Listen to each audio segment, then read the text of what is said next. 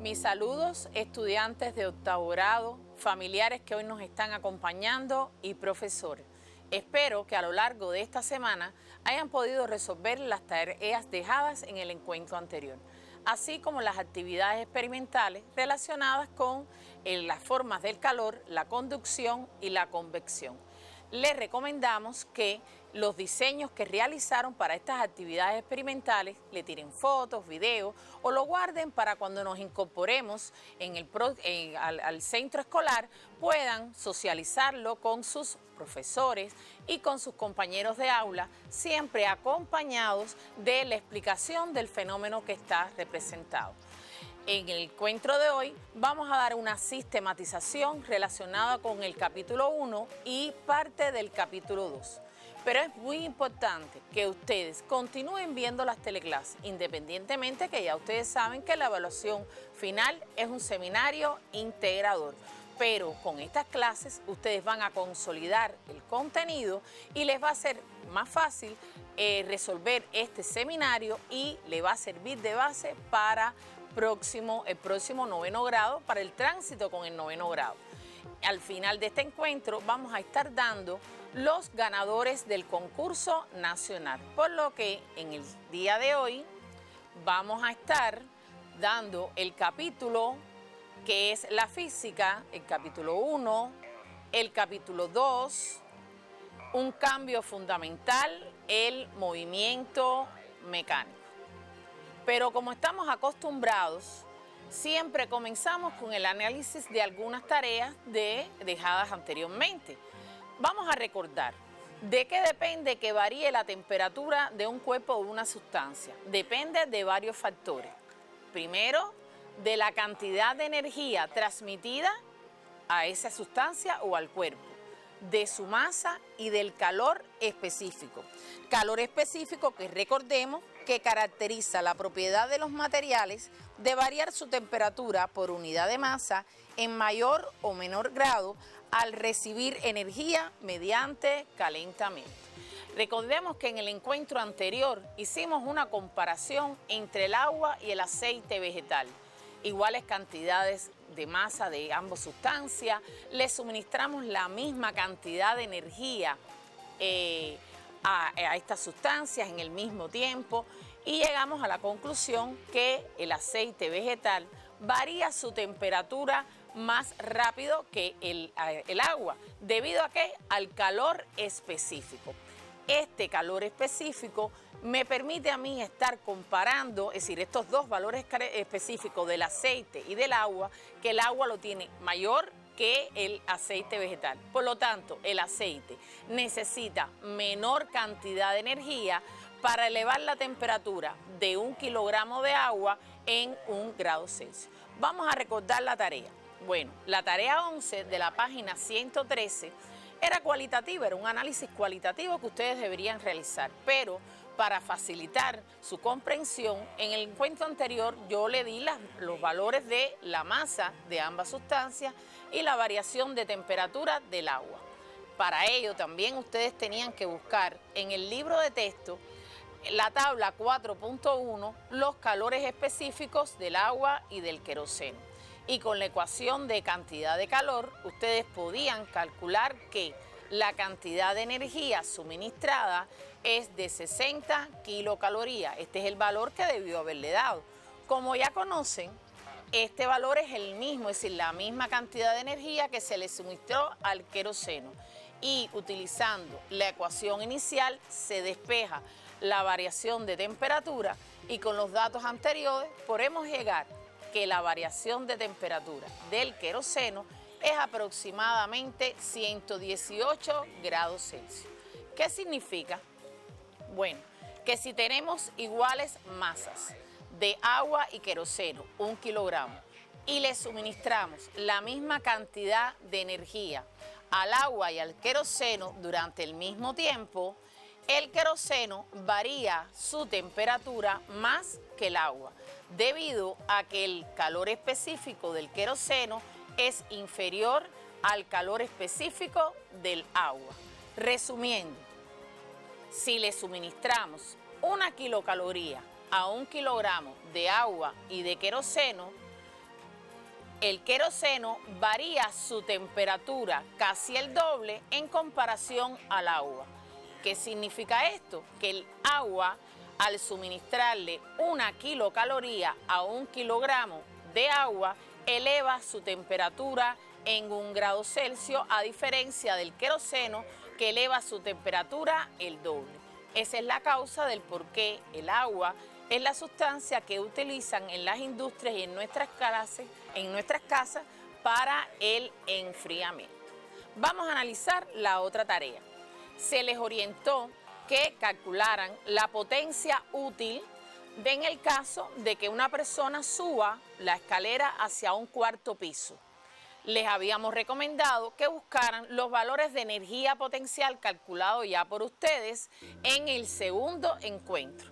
Nosotros, recordando aquella actividad, llegamos a que la energía potencial gravitatoria era igual a 5.880 joules, si tenemos en cuenta de que la masa de la persona que sube por las escaleras es de 50 kilogramos, la intensidad de la gravedad 9,8 newton sobre kilogramo y la altura al 4º piso habíamos determinado que era de 12 metros. Puede ser que los valores de ustedes sean diferentes, pero igual es el mismo procedimiento. También le habíamos dicho que hicieran una comparación de la potencia desarrollada por esta misma persona cuando sube rápido y cuando sube lento. Cuando sube rápido se realizó en un tiempo de 1 minuto y cuando fue despacio en 4 minutos. El resultado, al calcular las dos potencias, veíamos que el valor de la potencia cuando la persona sube los 4 pisos era superior que cuando iba despacio, debido a que se ha transformado o transmitido la energía en menor tiempo. Esto significa que es la rapidez con que se transforma y se transmite la energía. Bueno, hasta aquí el análisis que realizamos de estas dos tareas. ¿Y qué vamos a dar en el encuentro de hoy? Bueno, el tema de nuestro encuentro es la sistematización sobre el estudio de la física, mediciones, movimiento mecánico y medios utilizados para describir el movimiento. Este contenido se encuentra en el libro de texto de 8º grado, página 1 a la página 33. ¿Cuáles son los objetivos que ustedes deben ser capaces de vencer al estudiar este contenido? Primero, identificar el objeto de estudio de la física y su importancia. Describir métodos y formas de trabajo utilizados actualmente por los físicos, definir el proceso de medición y argumentar su importancia, caracterizar los conceptos de movimiento mecánico, movimiento rectilíneo uniforme y velocidad, construir e interpretar tablas de datos y gráficos de posición y tiempo del movimiento de diferentes cuerpos y resolver tareas docentes teóricos experimentales cualitativas y cuantitativas relacionadas con el cálculo de las magnitudes que intervienen en la ecuación para el caso del movimiento uniforme en líneas rectas. Pues bien, hasta aquí los objetivos. Con sus profesores estudiaron en la unidad número 1 a que llamábamos naturaleza, el universo y la naturaleza dentro de ese universo, qué representaba el hombre dentro de ese universo y cómo lo cambia, lo transforma.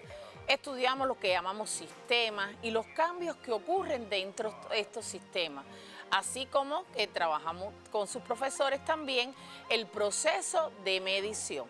Haciendo un resumen de todo el contenido, podemos estar planteando que el universo está formado por sistemas.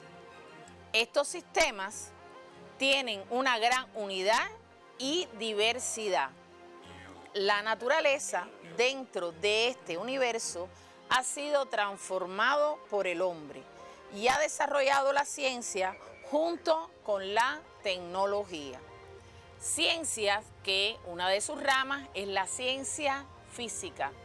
¿Y qué es la que estudia la física? Bueno, primero tenemos que saber que la física es una ciencia natural que estudia los sistemas y cambios del universo, entre ellos los componentes fundamentales del universo, la energía, la interacción fundamentales, la materia, el espacio y el tiempo. También estudia el universo, las leyes fundamentales y más generales del universo y su evolución. Resumiendo, la ciencia, es decir, la física, es una ciencia natural que estudia los sistemas y cambios, algunos sistemas y cambios, pero estos sistemas y cambios están en la base de otros sistemas y cambios de otras ciencias, como son la geografía, la química y la biología y otras ciencias. Cada una de ellas tiene su propio objeto de estudio, pero ¿cuál es lo que tienen en común?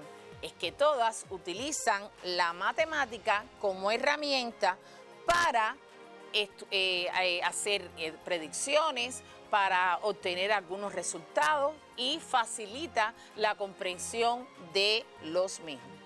Pero, ¿cuáles son los cambios que hemos estudiado hasta ahora en el grado octavo? Bueno, los movimientos de los cuerpos, las leyes del movimiento, la gravedad, la diferente fuerza, las propiedades y estructura, la energía, que como saben utilizamos 4 encuentros para analizar esta unidad, las oscilaciones y las ondas, que es un contenido que van a dar en 9º grado y entre ellas el sonido, el magnetismo, la electricidad y los fenómenos luminosos que recientemente vieron en nuestro cielo el halo solar, que su explicación está realmente en que es un fenómeno luminoso. Pueden socializarlo con sus maestros cuando se incorporen. Pues bien, también sabemos que los científicos y los físicos utilizan estudios de informes, hacen observaciones, realizan experimentos y mediciones. Mediciones que pueden ser directas o indirectas. Las indirectas se realizan con ecuaciones, es decir, los valores se obtienen a través de ecuaciones, pero las directas, como vemos, hay algunos instrumentos de medición, los analógicos y los digitales.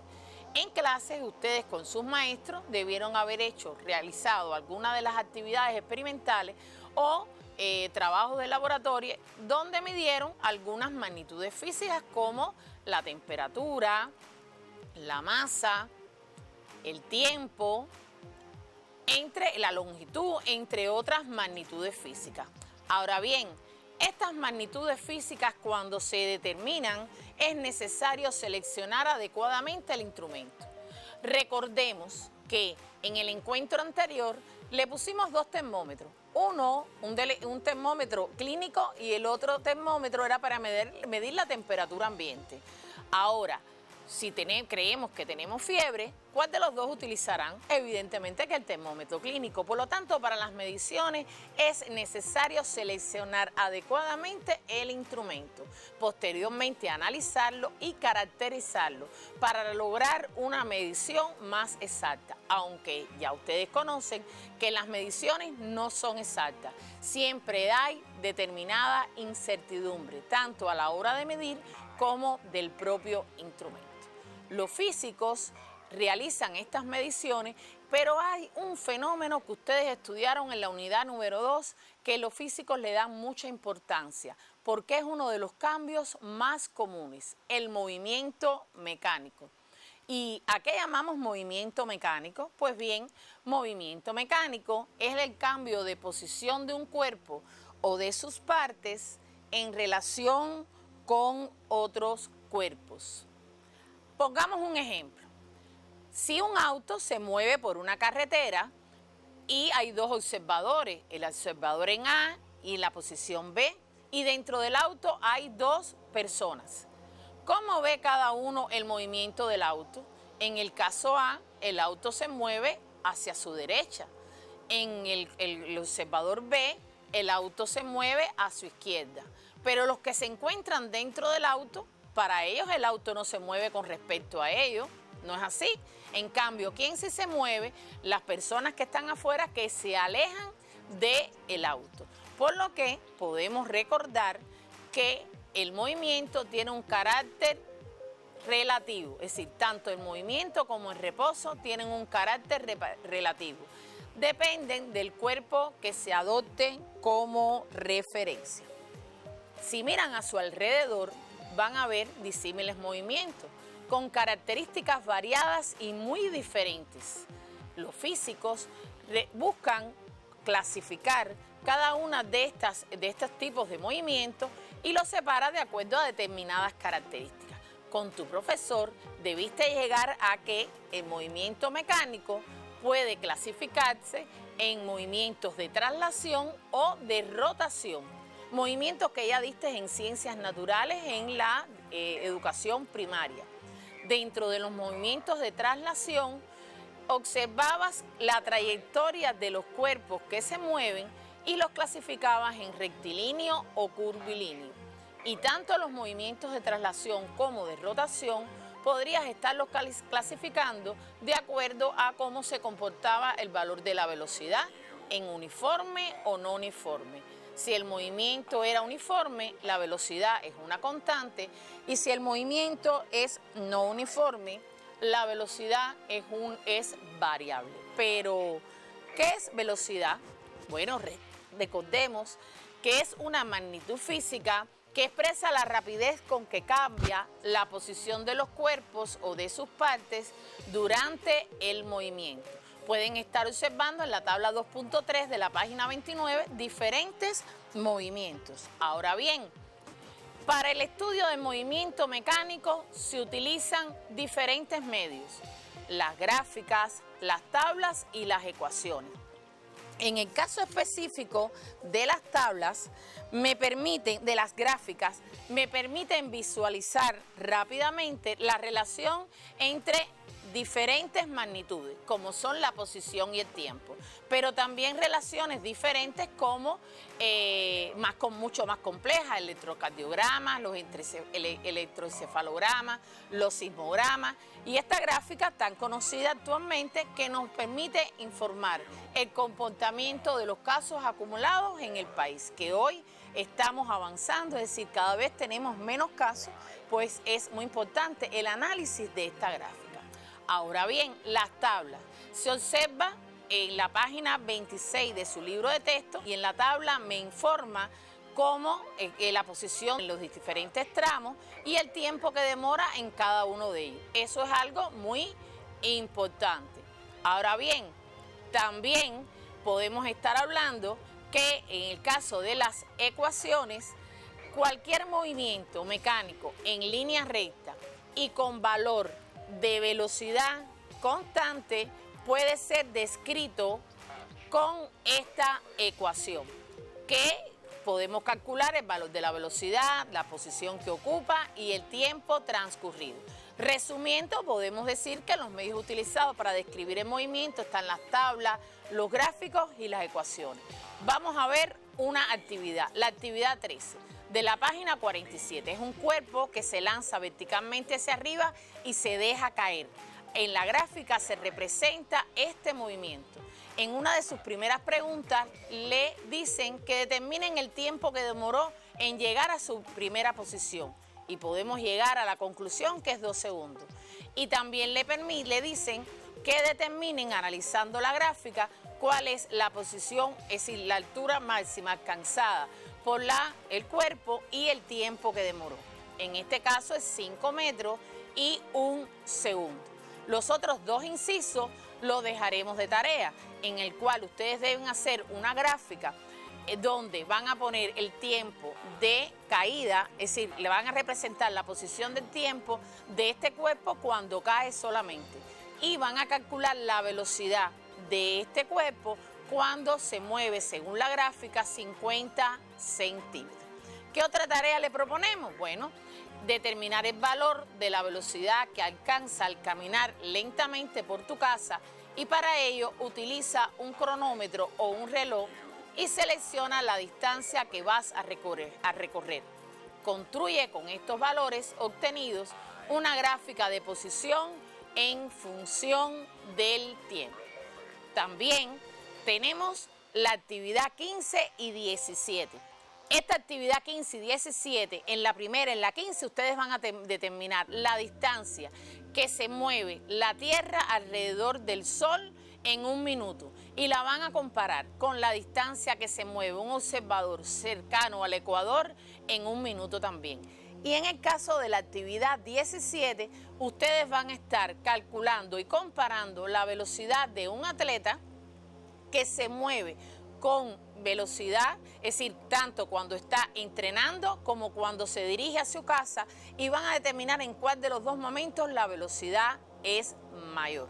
Bueno, hasta aquí tenemos las tareas que hoy hemos orientado. Espero en el próximo encuentro que puedan ustedes estar socializando conmigo todas estas actividades. Ahora bien, quisiera antes de terminar felicitar a los ganadores de concurso a nivel nacional de la medalla de oro. Las provincias son de La Habana, Matanza y Las Tunas. Muchas felicidades a estos estudiantes, a sus familiares y a sus profesores. También vamos a felicitar a los ganadores de las medallas de plata de este propio concurso, donde sus ganadores son de la provincia de Santiago de Cuba, Granma y Mayabeque. Y por último, los ganadores que obtuvieron la medalla de bronce de las provincias Cienfuegos, Artemisa, Mayabeque, Pinar del Río, Las Tunas, Villa Clara, Santiago de Cuba y bueno, las demás se repiten las otras provincias. Por lo que queremos felicitar también a las provincias más destacadas. En primer lugar, Granma, Santiago de Cuba, Mayabeque, Las Tunas y Pinar del Río. Bueno, nos despedimos, no sin antes recordarle que cada uno de ustedes deben cumplir con las medidas que ya conocen. Primero, debemos ahorrar tanto agua como electricidad. Y muy importante, quedarte en casa. Para esa curva que estuvimos analizando en la gráfica siga bajando y podamos encontrarnos y darnos un fuerte aplauso. Bueno, hasta el próximo encuentro y muchísimas gracias.